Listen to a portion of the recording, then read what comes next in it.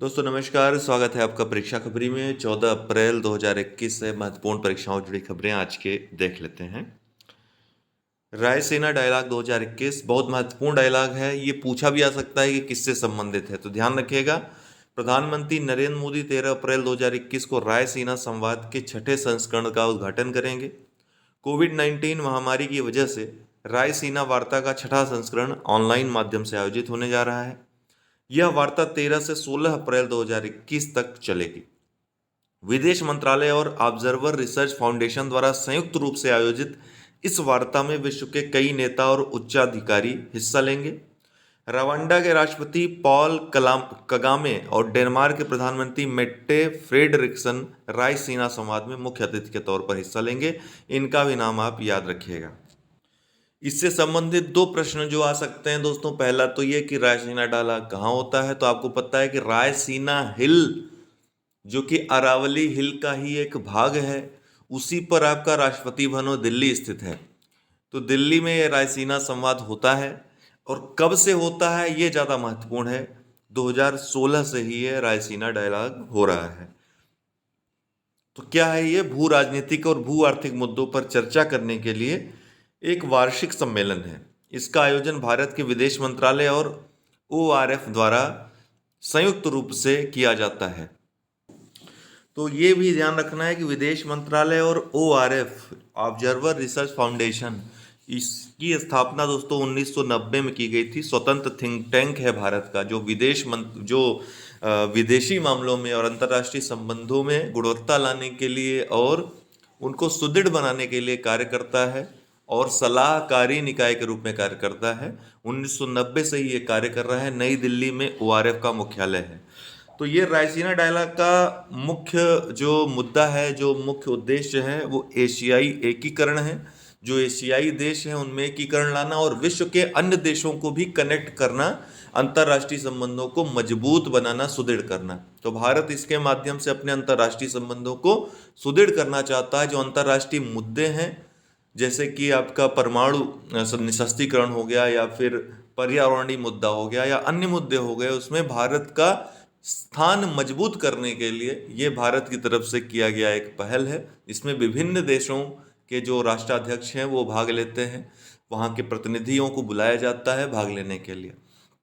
तो रायसीना डायलॉग जो है साल 2016 में आयोजित किया गया था। इस बार इसका छठा संस्करण है।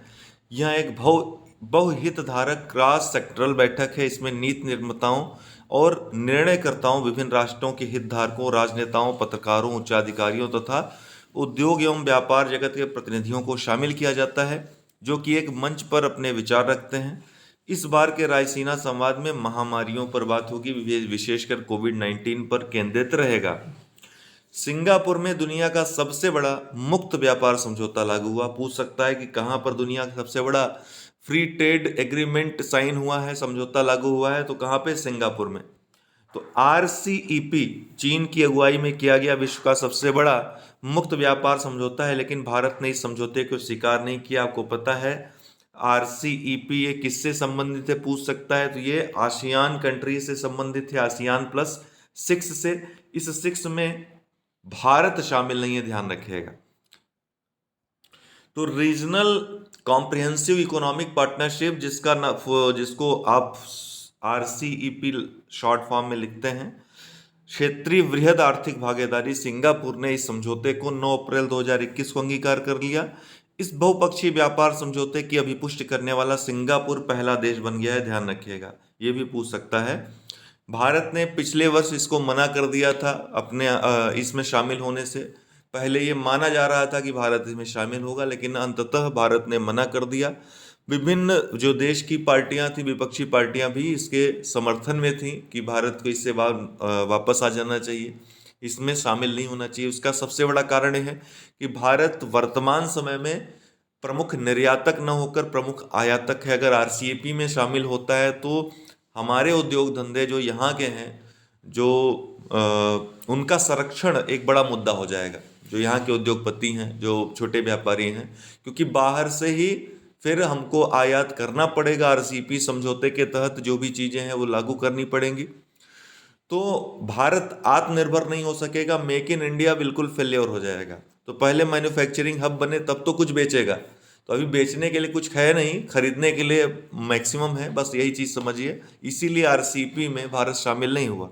कल को जब भारत मेक इन इंडिया में सफल हो जाएगा, ये जो योजना है सफल हो जाएगी, मैन्युफैक्चरिंग हब बन जाएगा, तब वो बेचने के लिए तैयार रहेगा। प्रोडक्ट हमारे पास तैयार रहेंगे, गुणवत्तापूर्ण प्रोडक्ट, और जितनी मात्रा में चाहिए उतने प्रोडक्ट जब हमारे पास रहेंगे बेचने के लिए, तब हम आरसीईपी में शामिल हो सकते हैं। वर्तमान समय में हमारी परिस्थितियां ऐसी नहीं हैं कि आरसीईपी में हम शामिल हो पाए।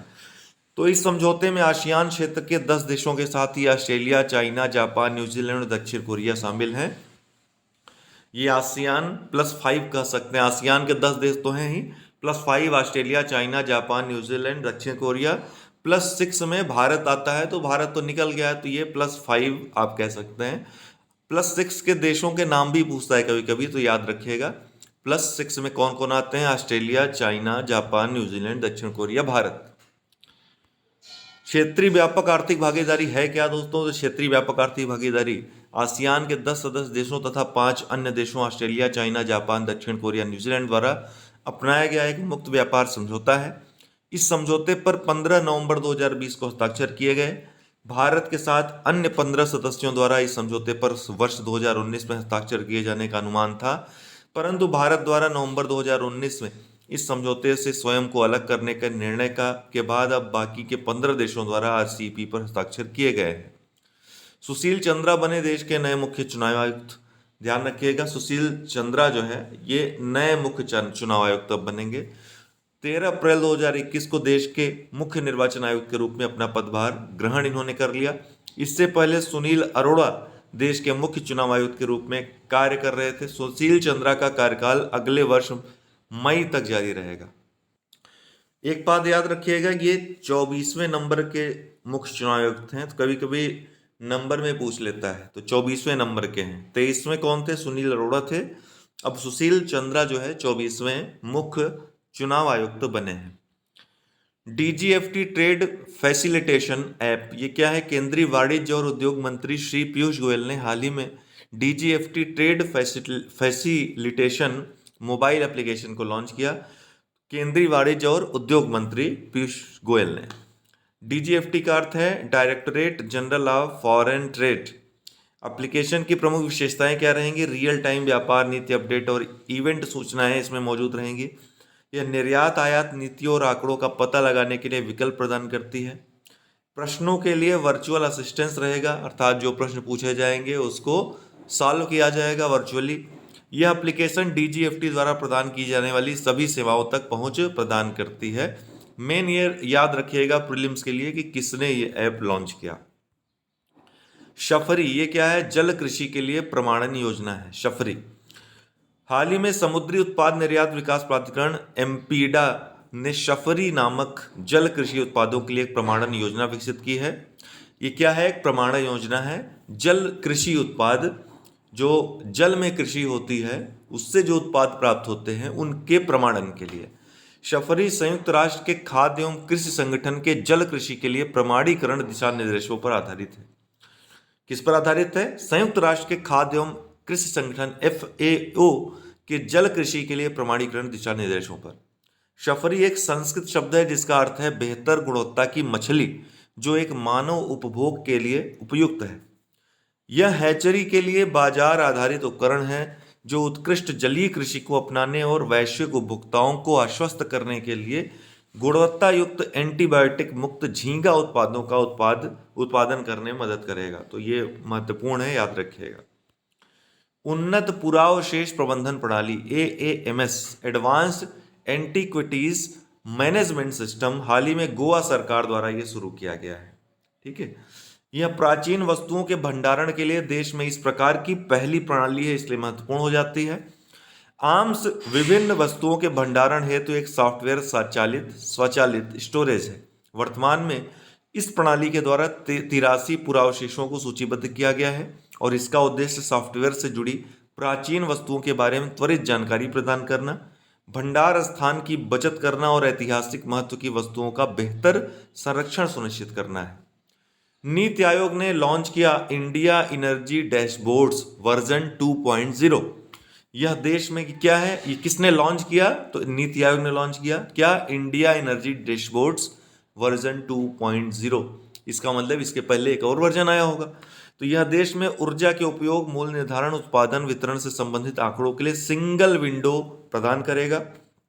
एक ही विंडो से, एक ही जगह से आपका ऊर्जा का उपयोग, मूल्य निर्धारण, उत्पादन, वितरण संबंधित सभी आंकड़े मिल जाएंगे। यह केंद्रीय विद्युत प्राधिकरण, पेट्रोलियम व प्राकृतिक गैस मंत्रालय और कोयला नियंत्रक संगठन से डेटा प्रदान करेगा या प्राप्त करेगा। इंडिया एनर्जी डैशबोर्ड वर्जन 1.0 को 2017 में लॉन्च किया गया था। ये बहुत महत्वपूर्ण है, पूछ सकता है। ठीक है, तो तीनों स्टेटमेंट याद रखिएगा, प्रीलिम्स मेंस दोनों के लिए महत्वपूर्ण है। तो आज के लिए इतना ही, बहुत बहुत धन्यवाद।